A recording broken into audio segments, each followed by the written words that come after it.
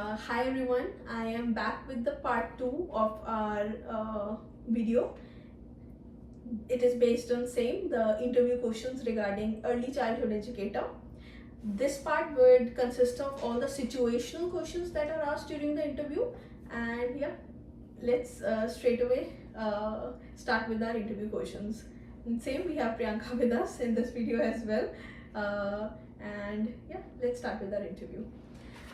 Um, Priyanka, I would be asking all the situational questions to you in this video, and yeah, you can share your experiences, or even if you have not experienced, maybe your thoughts or your opinions that how those situations could be handled. My very first question to you would be, so you see two children arguing over a toy in the daycare, which is very common to see. How would you handle that situation? Well, that situation is very common, Yeah. I would say. So, firstly, I would calmly intervene to ensure that both the children felt heard. Also, I would encourage them to express their feelings and also to listen to each other. That's very important. Then, I would guide them in finding a solution, such as taking turns or playing together. Also, if it is necessary, I would introduce another similar toy or an activity to distract them and also to reduce tension between both the children. That's correct. Reducing the tension between both the kids is very important, so that it doesn't, it's not carry, no, they don't carry it on in the Right. future, and maintain that positive relationship between each other. Yeah. So, what do you do if a child refuses to participate in a activity? And again, this is very common to see. That's true, very true. So, in that situation, I would first try to understand why the child is reluctant. Because sometimes children only need reassurance, or we can try a different approach to make them feel comfortable. I might offer them a choice between activities or modify an activity to better align with their interest, maybe. If they still choose not to participate, I would totally respect their decision and maybe I'll offer them another opportunity later. Yes, thank you so much. My next question to you would be, Priyanka, can you describe a time when you had to adapt your teaching style to meet the needs of a particular child? Because we all know that every kid is unique and they have their own learning style. Even as educators, we have our own True. teaching styles, right? As an educator, we must be flexible, to be honest. Definitely. So, there was an instance when I worked with a child who was very shy and had difficulty in engaging in the group activities. You know, there are so many group activities going in the class, but every children cannot participate, and to know what the reason is behind that, that's really important. So, in this case, I adapted my approach by spending more one-on-one time with the child, that uh, which I gradually Yes. I gradually introduced group settings with him by introducing a buddy system. I also used visual aids to make the child more comfortable in the classroom environment. Okay. Over time, the change which I saw was commendable. I saw the child became more confident in himself, and he also began to participate more actively in all the group activities actually. I guess even if I share about myself, the buddy system works, really well in my case as well. I used to love those group studies with friends, though it was always not study. You talk with your friends, you share feelings with your friends, but yeah, the buddy system works. I guess Right. it works the great. How would you respond if a parent expressed concern about the safety of the classroom? A really very yeah, that's something very important. Yes, well, if that's the scenario, I would definitely take the parents' concerns very seriously. And I would also thank them for bringing this issue to my attention. Yeah. Because I would then carefully review my classroom environment and also the safety protocols to identify if there are any concerns related to the safety. Also, once I figure out the issue, I would definitely address it, and I would like to communicate the steps taken by my end with the parents to reassure them that their child's safety is topmost priority and their child is safe in the classroom all the time. Definitely. Nothing above safety, I would say. Nothing above that. Um, what would you do if you noticed a child was consistently arriving at school but without the proper clothing for the weather? It's cold, but he's not wearing the right jacket, or maybe not, the socks are not as appropriate as it should be. So, what steps would you do in that case? Well, in this case, I would actually discreetly check in with the child's parents. Yeah.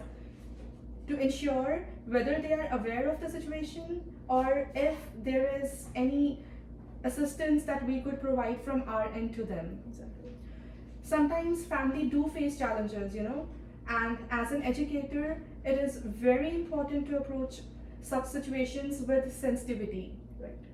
And if necessary, I would definitely connect them with the community resources that can provide them additional support. That's correct.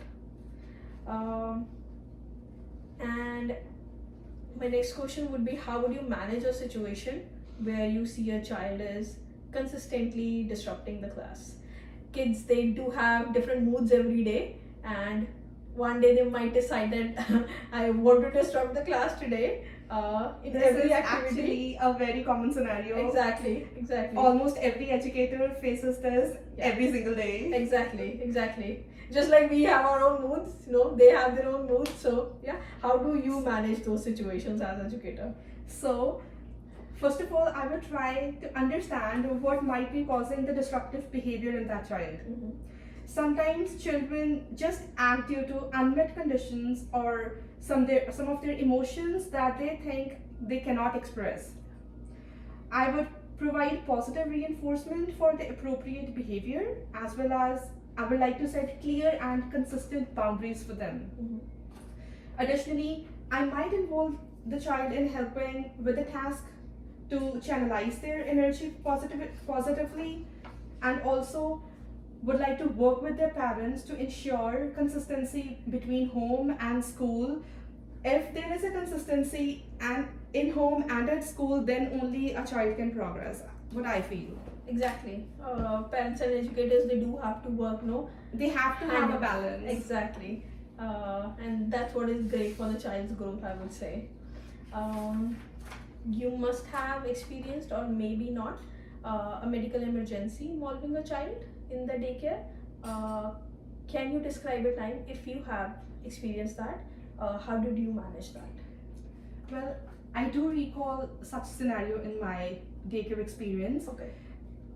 In my previous role, a child in my care had severe allergy reactions during the snack time. Okay. So I immediately recognized the signs.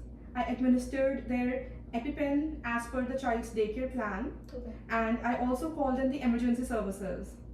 I kept the child calm, monitored their condition, and until the help was arrived, the help which he needed.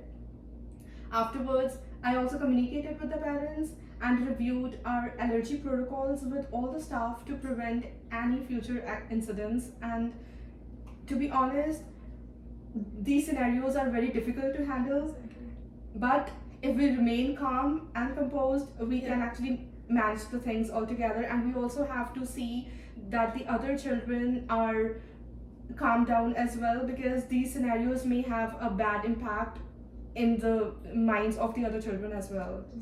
Exactly. I do remember when I was working as an educator in the daycare. A similar condition happened, and that's where I learned using EpiPen in the daycare. And those experiences, they make you learn new These things. are hard experiences, but you learn a lot. You learn a lot. I never experienced such situations before, but I learned a lot. These situations are unfortunate to happen with any child, but yeah. if we know the proper way to tackle it, Exactly. we can prevent the bad situations from happening. Exactly. Yeah. What would you do if you observe a colleague behaving in a way that you believe is not in the best interest of the children? So what would you do in that case? Well, in this case, I would first approach my colleague privately and would express my concerns in a respectful and non confrontational manner. I would provide specific examples, also offer her support in finding a solution. If the behavior continued, or if it was serious, or it is getting worse, I would actually follow the appropriate channels by reporting it to my supervisor, or maybe by to the administration, to ensure the children's well-being is protected, and that should be our topmost priority all the time. To all my viewers, in this case, I would say talking to your educator, your colleague, is the first thing that we should do, rather than approaching the supervisor on the very first step, because the clear and open communication with our colleagues is the best way to solve a problem. That's how you maintain a positive environment in your workplace, I believe so. And yes, I know all of you would agree on that. Yeah, definitely. If things don't work the way they should be, we do have to follow the protocols, but try to figure out things between by talking to your colleague at the very first place. Yeah. Moving on to the next question. How would you support a child who is experiencing separation anxiety? Yes, there are kids in the daycare who experience separation anxiety. It happens with most of the kids. Yeah. And how would you manage that or support the child? Yeah. Well, for this, I would create a comforting and a predictable routine for the child, allowing them to bring a transitional object. It can be their favorite toy, it can be their blanket, to ease their anxiety basically. I would also establish a warm, trusting relationship with the child by spending extra time with him during drop off, and also by providing reassurance to him. Gradually, I would help the child build confidence. That's very important. And that could be done by encouraging small steps towards his own independence. I still remember with this question that when I was working in the daycare, a kid, they do have they feel warmth with a particular educator. They do come and they do look for that educator in the classroom, and they just want that hug for the first 3 minutes, 4 minutes, and then they're all okay, and then they start playing, and you feel good too. Yes. Because you know that they feel safe with you. Right. And that gives you another level of happiness. So yeah, great answer on that, I would say. Thank you. That's unfortunate, but we do experiences kids going through possible signs of abuse or neglect. What would you do on your part if you notice a child displaying signs of possible abuse or neglect? Well, first of all, this shouldn't be happening in the education sector. As parents, when we send our child to the school, we always want best for him. Yeah. The best environment possible and best teaching possible. Yeah. But in this case, if I observe signs of potential abuse or neglect, I would follow the legal and ethical obligations. I would report my concerns to the appropriate child protection authorities immediately. I would document my observations carefully as well as confidentially, ensuring that the child's safety is prioritized. I would not confront the parents or the caregiver directly, but would continue to support the child emotionally while the authorities handle the situation, because child goes through lots of emotions at that time, and when he feels that trust from somebody, they feel protected. Yeah, that's right. I guess that's the right way to do as well.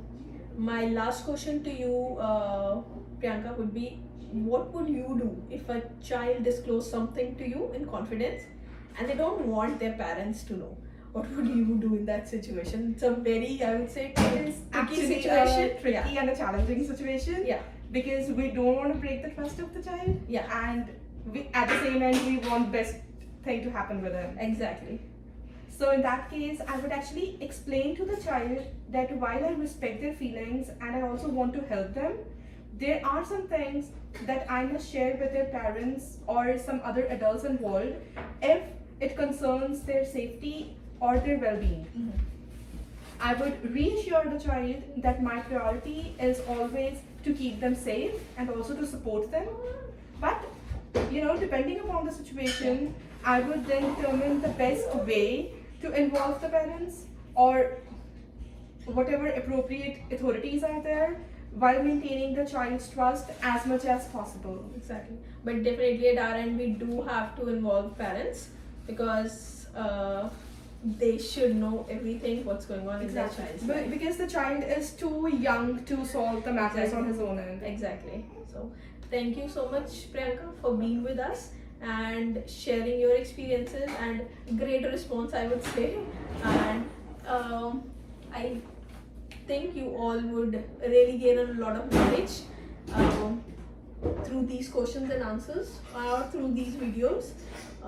For your interview regarding the early childhood educator, please feel free to put down your questions in the comment section or maybe your experience regarding the same questions. And yeah, we could connect through them by sharing our experiences to and fro. Thank you so much, everyone, and we'll be back with another video soon. So take care and goodbye. Bye bye.